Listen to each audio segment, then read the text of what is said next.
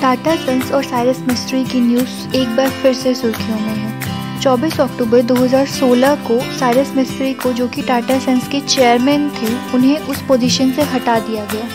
इस डिसीजन से कॉरपोरेट जगत में काफ़ी सारे सवाल उठे कि कौन सही है और कौन गलत, किस वजह से साइरस मिस्ट्री को कंपनी से हटाया गया एक्सेट्रा। 24 अक्टूबर को मिस्टर रतन टाटा और टाटा सन्स के एक और डायरेक्टर साइरस मिस्ट्री के पास गए और उनके सामने एक प्रपोजल रखा कि वो खुद से रिज़ाइन कर दें फ्रॉम चेयरमैनशिप, बट उन्होंने मना कर दिया। जिसके तुरंत बाद एक बोर्ड मीटिंग हुई जिसमें ये डिसीजन हुआ कि साइरस मिस्ट्री को चेयरमैनशिप से हटाना है। टाटा सन्स के बोर्ड मेंबर्स में 9 डायरेक्टर्स हैं, जिनमें से 7 ने इस फैसले के फेवर में वोट किया।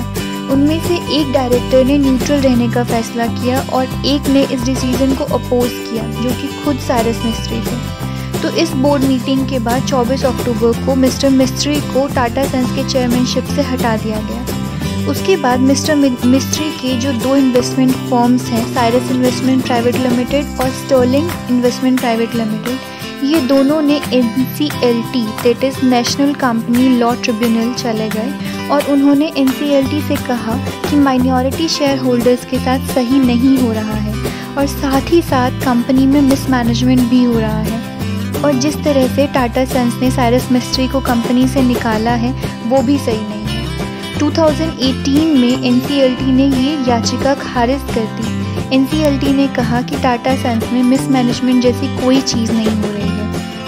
NCLT के डिसीजन के बाद मिस्टर साइरस के investment firms national company law appellate tribunal यानी NCLAT चले गए। 18 दिसंबर 2019 को NCLAT ने ये डिसीजन दिया कि मिस्टर साइरस मिस्ट्री को चेयरमैनशिप पे वापस लाया जाए। इसके लिए टाटा सन्स को 4 वीक का टाइम मिला और जैसे कि एक्सपेक्टेड था, टाटा सन्स ने NCLAT के ऑर्डर को सुप्रीम कोर्ट में चैलेंज किया। सुप्रीम कोर्ट ने NCLAT की ऑर्डर पे रोक लगा दिया, ये कहते हुए कि NCLAT की ऑर्डर्स में कुछ एरर्स और गैप्स हैं। NCLAT को पूरा मैटर डिटेल में समझना होगा। इसके ऊपर हियरिंग चलेगी और देखते हैं अब सुप्रीम कोर्ट का क्या फाइनल डिसीजन होगा, क्योंकि डिसीजन सुप्रीम कोर्ट का ही फाइनल कंसीडर किया जाएगा। इस बात को लेके काफ़ी लोग क्यूरियस हैं कि ऐसा क्या हुआ जिस वजह से सिर्फ 4 साल में ही साइरस मिस्ट्री को टाटा एंड सन्स की चेयरमैनशिप से हटा दिया गया। इस वीडियो को एंड तक देखिए और इन सवालों के जवाब ढूंढिए। और अगर आपने अब तक हमारा चैनल सब्सक्राइब नहीं किया है तो प्लीज़ डू, बिकॉज़ हम आप तक ऐसे बहुत सारे वीडियोज़ लाते रहेंगे।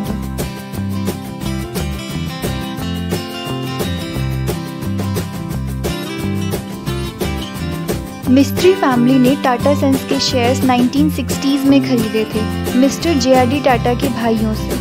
कई लोग ऐसा कहते हैं कि JRD टाटा को चेयरमैन बनाया गया था, उसकी वजह से उनके छोटे भाई दोराबजी टाटा काफ़ी गुस्से में आ गए थे और उन्होंने अपने सारे शेयर्स मिस्ट्री फैमिली को बेच दिए थे। लेकिन ऐसा कुछ नहीं है। टाटा फैमिली और मिस्ट्री फैमिली के बीच हमेशा से ही काफ़ी अच्छे रिलेशंस रहे हैं, जिसकी वजह से मिस्ट्री फैमिली ने सारे शेयर्स JRD टाटा के भाइयों से खरीदे थे।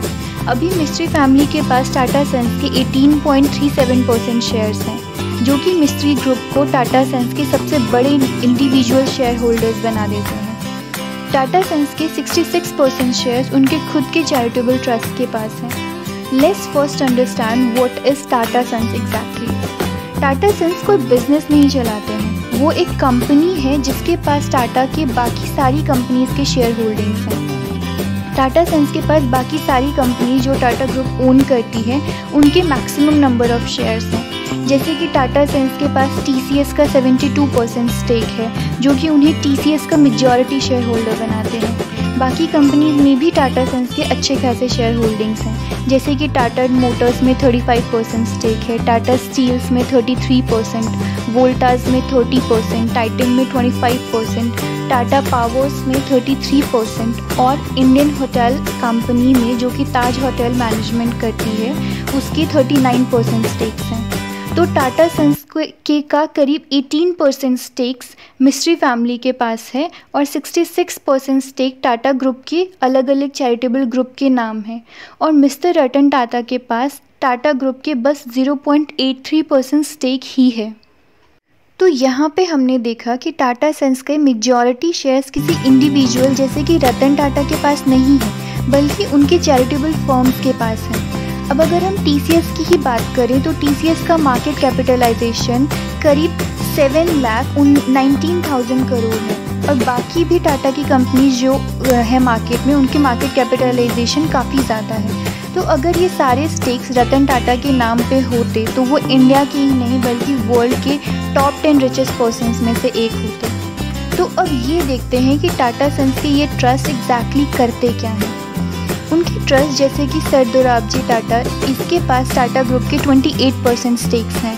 सर रतन टाटा ट्रस्ट जिसके पास टाटा ग्रुप के 23% स्टेक्स हैं। और भी कई सारी ट्रस्ट हैं जैसे कि Tata education trust, Tata welfare trust, JRD Tata trust etcetera.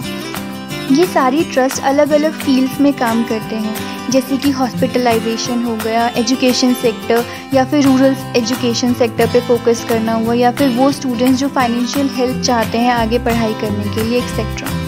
Tatas का स्टार्टिंग से ही ये मोटिव था कि वो अपने बिजनेस से होने वाले प्रॉफिट को इंडिया के डेवलपमेंट में लगाएंगे ताकि इंडिया को एक डेवलप्ड और खुशहाल देश बना सके। तो टाटा ग्रुप की जो वैल्यूज़ हैं वो उनके लिए बहुत अहम भूमिका निभाते हैं। तो अब बात करते हैं मुद्दे की, किस वजह से रतन टाटा और साइरस मिस्त्री के बीच दरारें आने लगी, जिस वजह से टाटा सन्स को साइरस मिस्त्री को 4 साल में ही चेयरमैनशिप से हटाना पड़ा, जबकि रतन टाटा ने खुद साइरस मिस्त्री को चेयरमैनशिप के लिए चुना था।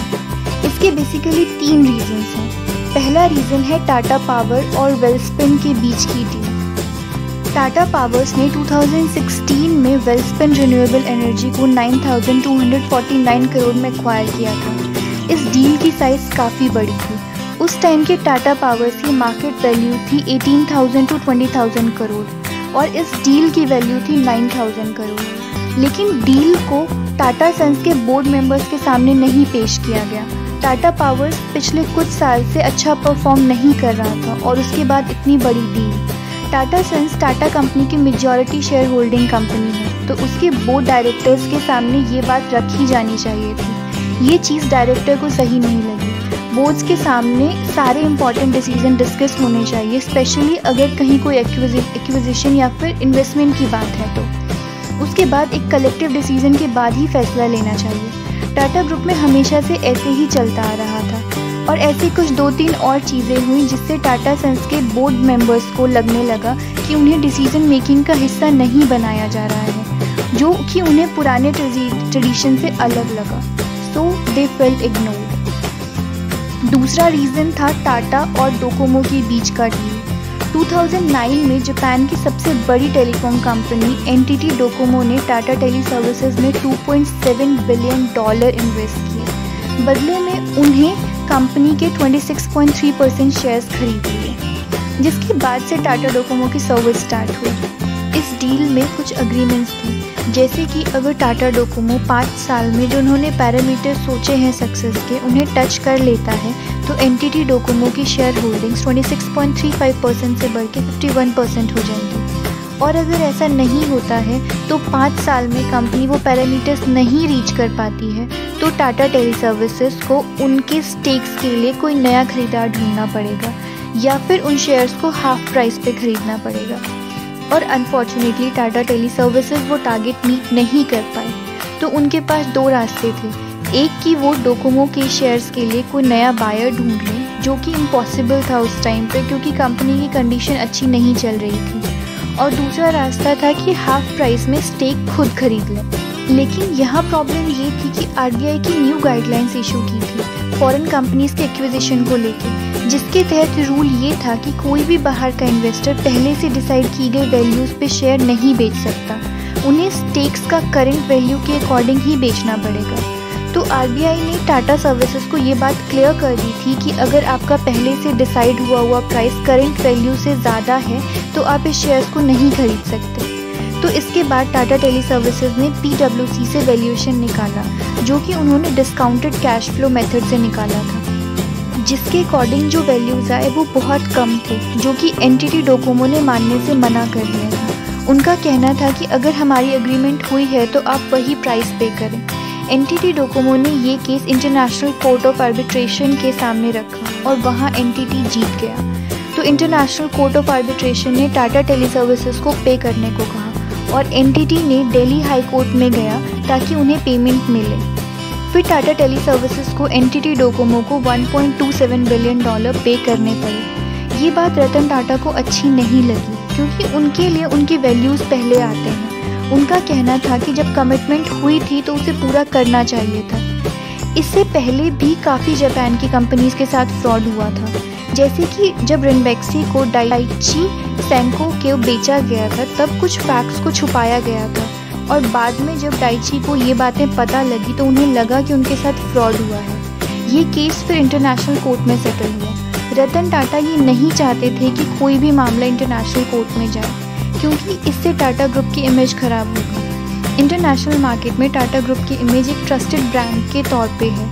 अगर कोई इंटरनेशनल कंपनी इंडिया में इन्वेस्ट करना चाहती है तो वो चाहते हैं कि टाटा ग्रुप के साथ पार्टनरशिप करें। इसलिए मिस्टर रतन टाटा को बाकी बोर्ड मेंबर्स का ये मानना था कि मिस्टर साइरस मिस्त्री को पहले ही मामले में दखल देना चाहिए था और कोर्ट तक बात नहीं पहुंचने देना चाहिए था। तीसरा और जो मेन रीज़न था ड्रिफ्ट का वो ये कि मिस्टर रतन टाटा ने मिस्टर साइरस मिस्त्री को टाटा सन्स का चेयरमैन अपॉइंट करने से पहले ही कई बार ये बात क्लियर की थी कि टाटा सन्स और सपूरजी पलोंजी को, जो कि मिस्टर साइरस मिस्त्री की फैमिली कंपनी है, उसमें कोई भी कॉन्फ्लिक्ट ऑफ इंटरेस्ट ही नहीं होना चाहिए। इसलिए अक्टूबर 2013 में मिस्टर साइरस मिस्त्री ने सारे ग्रुप की कंपनीज़ को लिखा था कि टाटा ग्रुप की कोई भी कंपनी सपूरजी पलोंजी की कंपनी के साथ काम नहीं करेगी। लेकिन इसके बावजूद टाटा ग्रुप ने साइरस मिस्त्री पे ये आरोप लगाया कि उनके चेयरमैन होते हुए भी टाटा ग्रुप के कुछ कॉन्ट्रैक्ट सपूरजी पलोंजी ग्रुप को गए हैं। इस आरोप को मिस्टर साइरस मिस्त्री ने सिरे से खारिज कर दिया था। बाकी की सच्चाई तो सुप्रीम कोर्ट के नतीजे आने पर ही पता लगेगी। रतन टाटा और साइरस मिस्त्री के बीच का जो ड्रिफ्ट है वो उनके उसूलों की वजह से है। टाटा ग्रुप शुरू से ही ये मानती आई है कि उनके एथिक्स और वैल्यूज़ हमेशा सबसे इम्पॉर्टेंट रहेंगे। शायद इसी वजह से बोर्ड मेंबर्स में से किसी ने भी साइरस मिस्त्री का सपोर्ट नहीं किया। आज की वीडियो के लिए बस इतना ही। हमें कमेंट सेक्शन में बताएं आपके हिसाब से कौन सही है, मिस्टर साइरस मिस्त्री या फिर mister Ratan Tata. Please like this video and share with your friends. हम आपसे फिर मिलेंगे सैटरडे को with a new video. Till then take care, bye.